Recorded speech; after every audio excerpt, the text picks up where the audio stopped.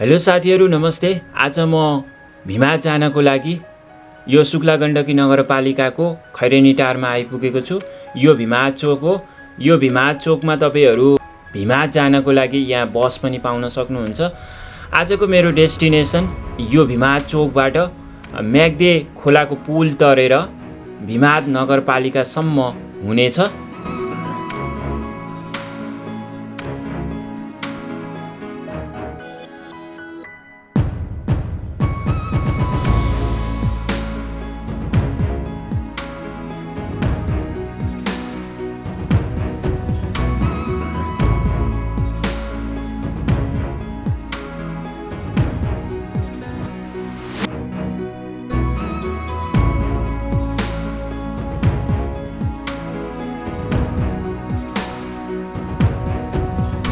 यो अगाडिपट्टि तपाईहरूले देखिराख्नु भएको म्याग्दे खोलाको पुल हो।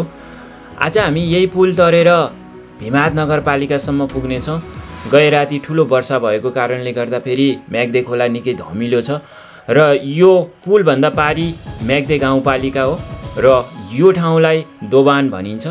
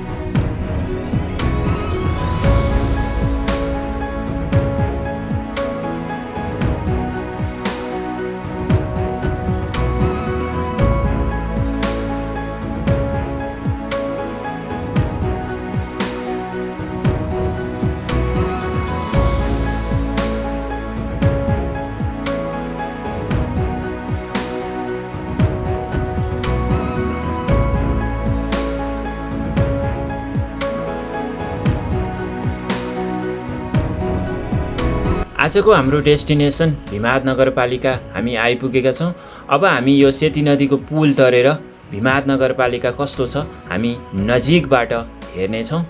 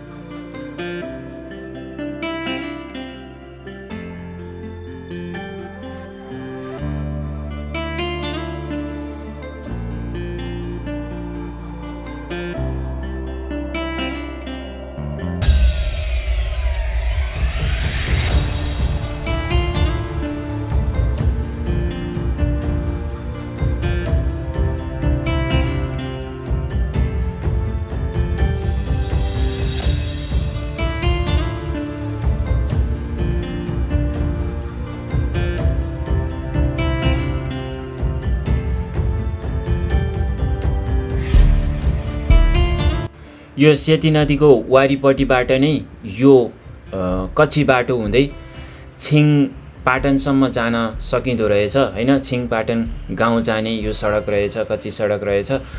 आज हामी छिङ पाटन गाउँ पनि हेर्नेछौँ कस्तो छ।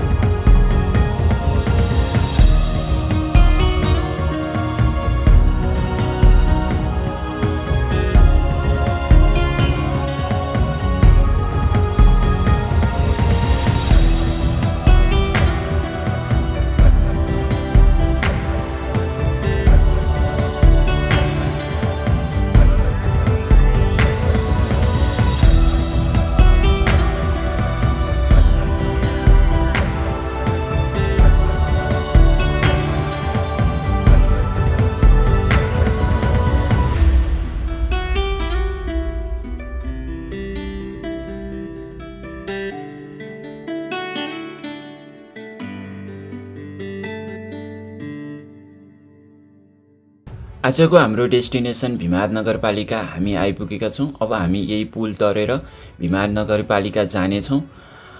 अनि यो सेती नदीको पुल हो। हामी यतापट्टिबाट आएका हौँ, यो रोड हुँदै हैन, यो कच्ची सडक हुँदै आएका हौँ। अनि यतापट्टिबाट तपाईहरू छिङ पाटन जान सक्नुहुन्छ। अनि यो अगाडि यो पुलबाट तल सेती नदीको दृश्य हैन, भ्यू एकदमै राम्रो देखिँदो रहेछ तलपट्टि हैन, सेती नदी बगेको।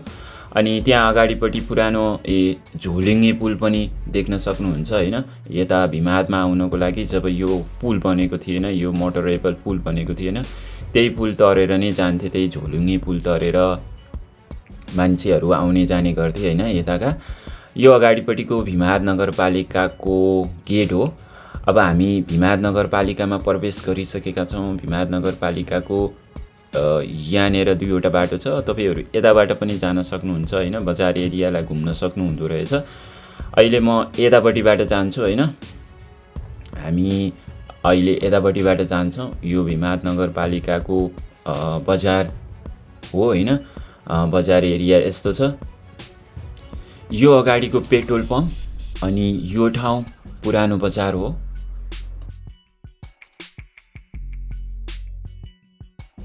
अहिले म भिमाद नगरपालिकाको मेन यो बजार एरियामा आइपुगेको छु। भिमाद नगरपालिकाको यो मेन बजार एरिया यस्तो छ।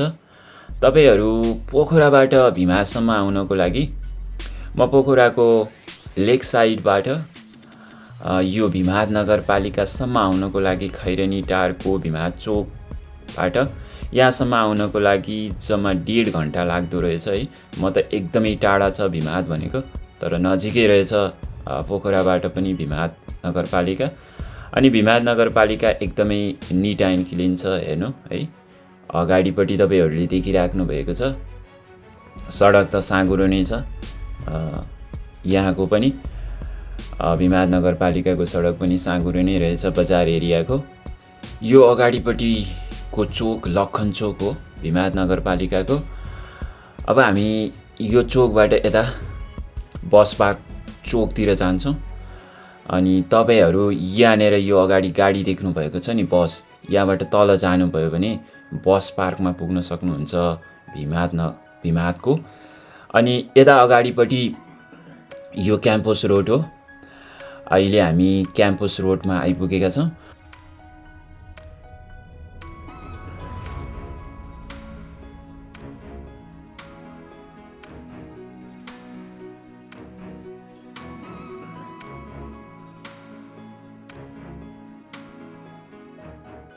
यो अगाडि तपाईहरूले देखिराख्नु भएको भिमाद नगरपालिकामा रहेको बस पार्क हो है। बस पार्क पनि राम्रो रहेछ, सानो भए पनि राम्रो रहेछ। यो बस पार्कको तलपट्टि सेती नदी बगेको छ।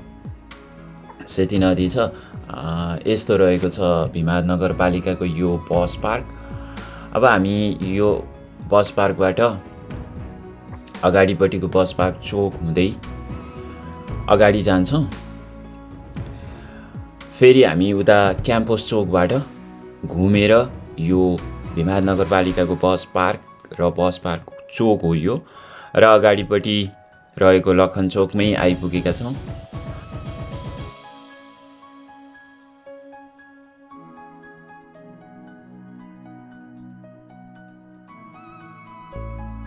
यो भिमादको रङ्गशाला हो, स्टेडियम हो।